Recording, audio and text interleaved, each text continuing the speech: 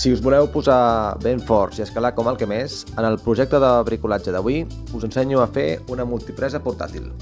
S'ha de reconèixer que és un bricolatge de batalla. Li fiquem un aprovat justet.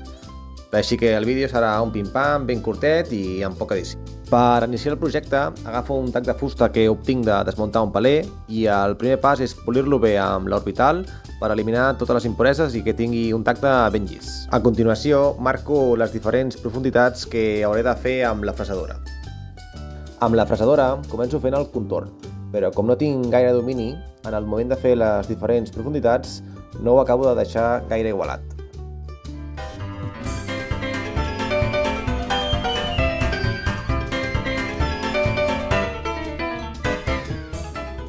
Així que ho acabo de rematar amb paper de vidre per deixar-ho el més llis possible i dissimular una mica els desperfectes que havia fet amb la fresadora.